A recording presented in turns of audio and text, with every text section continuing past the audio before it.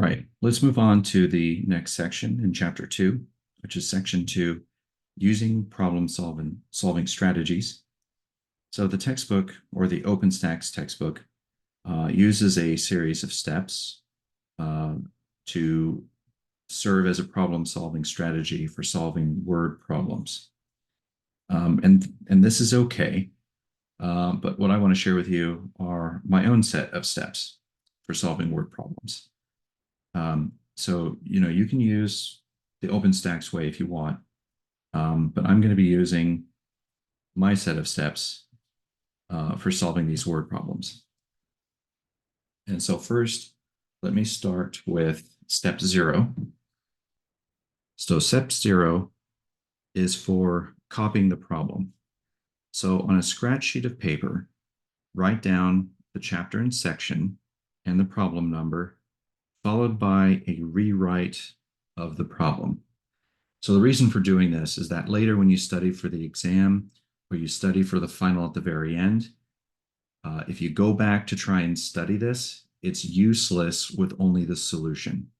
You want to have the problem and the solution together, because I highly doubt, looking at the solution, that you're going to go back either into your notes or the textbook or the online homework to find that particular problem that solution relates to.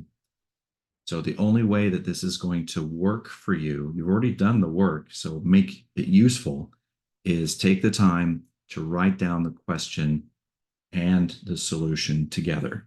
So step 0 is the first thing you start with, and that's to copy the problem down on a scratch sheet of paper, and include the chapter and section it came from and the problem number. Okay, following that, step 1 is to identify the variables that are known and unknown. So read the problem and identify them. Step 2 is to draw a picture or an illustration of the problem. Label parts of your picture with the values and variables from the previous step. Do your thinking on the page instead of in your head. So most word problems are going to be applied problems, things from real life. So the advantage of that is that because it deals with real life, you can actually draw a schematic or a sketch of that real life scenario. And drawing that picture is going to help you immensely to help you figure out how to proceed forward and put the different parts of the word problem together in order to see how it should be set up and how it can be solved. So this is a really important and crucial step.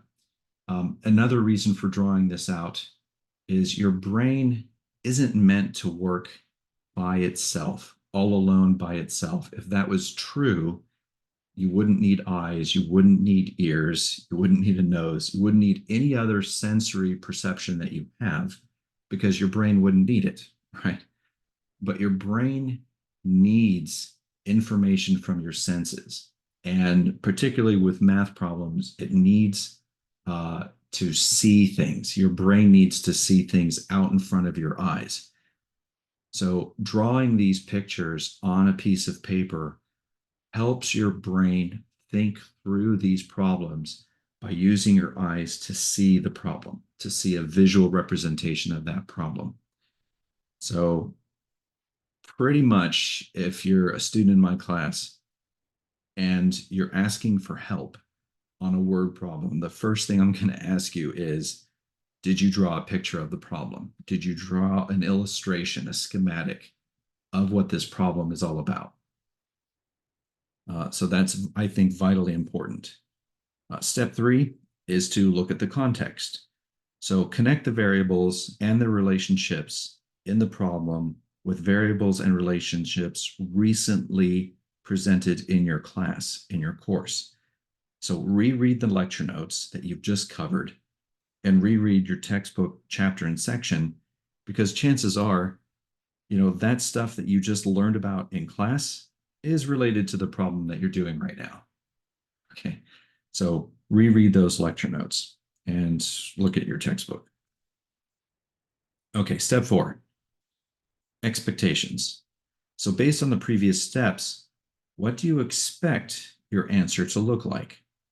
So for example, if your answer is going to be a percentage, then you would expect your answer to be between 0 to 100 or 0 to 1. If the graph of a line goes up and to the right, you would expect the slope to be positive. If the graph of a line looks positive and it's steep, then you would expect the slope to be greater than 1.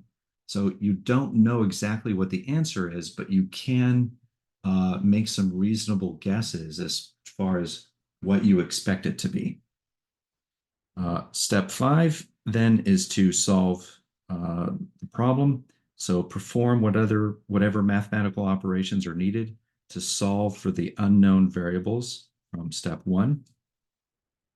Then step 6 is to check your answer against your expectations. Does the solution for the unknown variable fit your expectations? This is really critically important, especially during an exam time.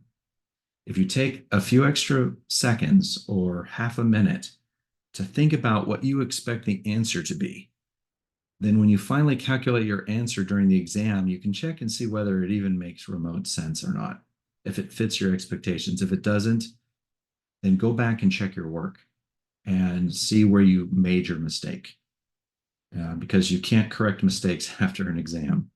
So this is really important. And then also check your solution of the unknown variable by substituting it back into your equation and see if it's right.